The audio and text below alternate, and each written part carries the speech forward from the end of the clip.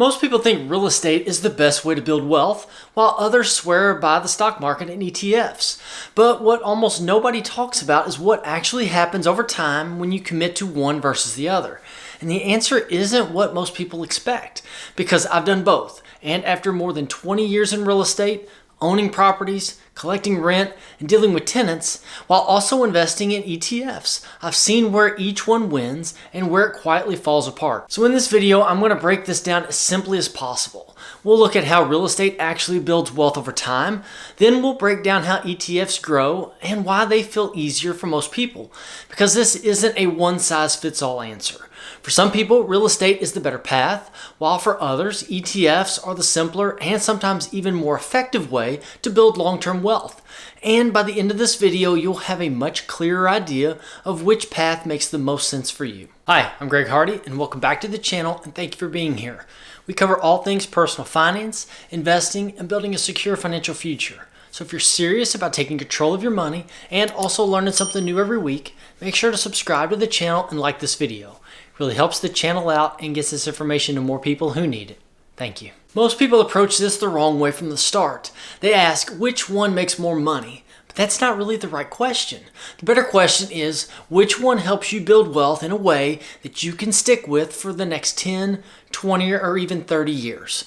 Because over that kind of time frame, consistency matters far more than picking the perfect strategy. I've seen this play out over and over again. People get excited about real estate, buy one property, run into a few issues, and then stop. The same thing happens with investing. They start buying ETFs, the market drops, and they panic or lose interest. So before we even compare numbers, you have to understand this. The best strategy isn't the one with the highest return on paper, it's the one you'll actually stay consistent with. Let's start with real estate because this is where a lot of people naturally lean first. There are really 5 ways that you can build wealth through real estate over time. And when you understand these, it starts to make a lot more sense why it's been such a popular path for so long. And most people only think about 1 or 2 of these. The first is cash flow. You collect rent every month, and after expenses are paid, what's left is your income. The second is appreciation. Over time, the value of the property increases, which builds equity in the background. The third is loan pay down, and this is the one people often overlook. Every single month, your tenant is helping pay down your mortgage, which means your ownership in the property is increasing without you having to come out of pocket for that portion. The fourth is leverage, which is really the game changer. You can control a large asset with a relatively small amount of money. You might put down $20,000 to $40,000 on a property, but you're benefiting from the appreciation on the full value of that home, not just what you invested. For example, if a $200,000 property goes up just 3% in 1 year, that's $6,000 in appreciation. On an investment, that might have been a fraction of that. And the fifth is tax benefits, which can quietly make a big difference over time. With real estate, you can deduct expenses like mortgage interest, property management, repairs, and even depreciation. That means on paper, your income can look lower than what you're actually bringing in, which can reduce your overall tax burden. And for many investors, that's a huge advantage compared to other types of investments. And this is why real estate can be so powerful when it's done right. You're stacking multiple wealth building forces at the same time. Cash flow, appreciation, loan pay down, leverage, and tax advantages, all of them working together. But here's the part that doesn't get talked about enough.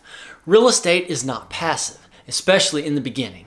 There are vacancies, repairs, and unexpected costs that always seem to come up. You either manage the property yourself, which takes your time and energy, or you hire a property management company, which cuts into your profits. Even now, with property management in place, there's still oversight.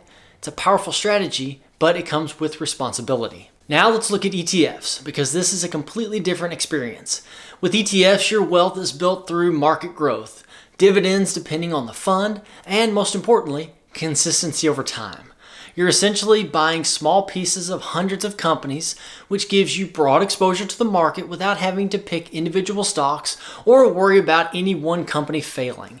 Instead of relying on one deal or one property, you're spreading your risk across entire sectors and industries. Over long periods of time, the market has historically gone up, not every year, but over time.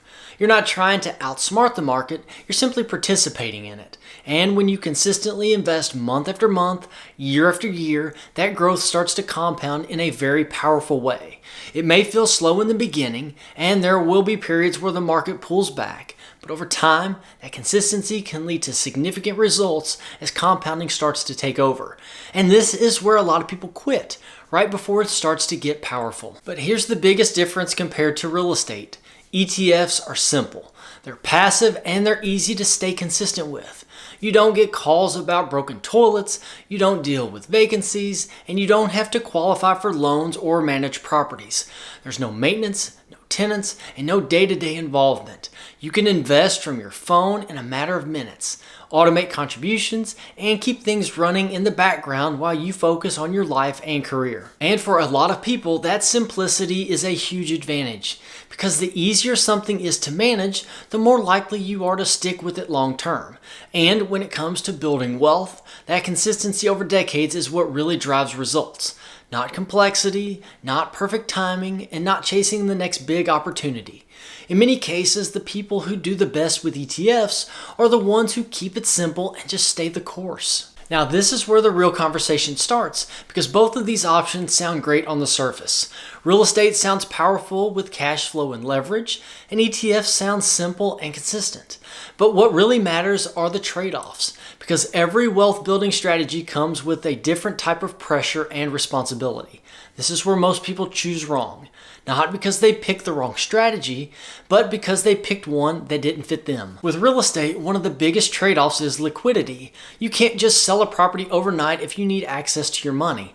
It also requires more involvement, whether that's your time or paying for property management. And even when things are going well, it can still be stressful at times. Vacancies, repairs, and unexpected expenses don't show up on a spreadsheet, but they're very real.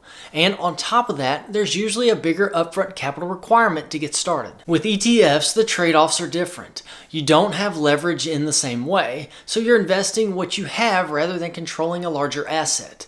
You also have to deal with market volatility, which means you will see your account go down at times, sometimes when you least expect it, and unlike real estate, you don't have direct control. You can't improve a company or increase its value the way you can with a property. Here's the key difference some people overlook. Real estate often feels stable on the surface because rents come in and values don't change daily. But behind the scenes, it can be unpredictable. ETFs feel volatile because you see the market move every day. But over the long term, they've been very predictable in their overall growth. Understanding that difference is what helps you decide which one you're more comfortable in sticking with. Let's simplify this with a basic example so you can really see how this plays out. Let's say someone has $30,000 to invest. They could use that as a down payment on a rental property, or they could invest that same $30,000 into ETFs and continue adding to it over time. Two very different paths, starting with the same amount of money. With real estate, that $30,000 might allow you to control a much larger asset through leverage. You could generate monthly cash flow, benefit from appreciation on the full value of that property, and have your loan paid down over time by tenants. If everything goes well and you continue to repeat that process, buying, managing, and holding properties, you can start to build momentum and scale fairly quickly. With ETFs, the approach is simpler. You're relying on long-term market growth, reinvesting dividends, and consistently adding to your investments over time. There's no leverage, but there's also no operational complexities. You're not managing anything, you're just staying disciplined and letting compounding do the work in the background. Both of these can work, but they reward very different types of people. One rewards effort, the other rewards consistency. Now here's where it gets interesting. If someone consistently invests in ETFs over 20 to 30 years, they can build significant wealth without ever dealing with tenants, repairs, or stress. But if someone manages real estate well, uses leverage wisely, and continues to acquire properties over time, real estate can accelerate wealth faster. The trade-off is effort, risk, and complexity. And that's the part each person has to decide for themselves. If everything is done right, real estate tends to have the higher ceiling, but that's not the full story. So which one actually builds more wealth? The honest answer is it depends on the person. Real estate tends to win for people who are willing to be more involved, understand how to use leverage, and want to scale over time by acquiring more properties. It can create faster momentum, but it also requires more effort, decision making, and tolerance for things not always going smoothly.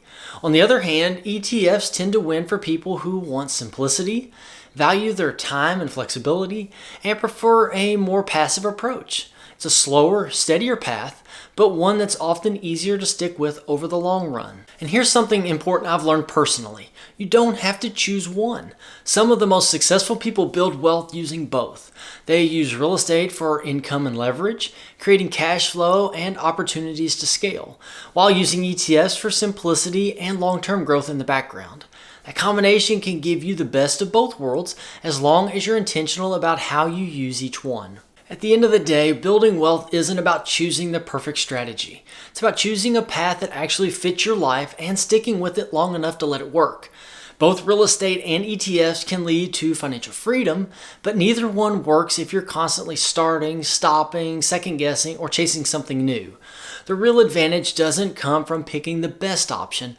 It comes from consistency over time. Because when you stay committed, that's when the results start to show up in a very meaningful way. So instead of just asking which one builds more wealth, the better question is which one you can see yourself sticking with for the next 10, 20, or even 30 years. And I'd really like to hear from you. Are you leaning more towards real estate right now or ETFs? Or are you trying to build a mixture of both? Drop it in the comments because I think seeing how others are approaching this can be just as valuable as anything that we've talked about in this video.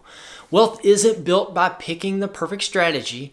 It's built by staying in the game long enough for it to work. If you found this video eye-opening, don't keep it to yourself. Share it with someone who you think needs to hear it. And if you want more practical, no-nonsense advice on building wealth and securing your financial future, then check out this video here. And also, please make sure to subscribe. Thank you for watching, and I'll see you in the next one.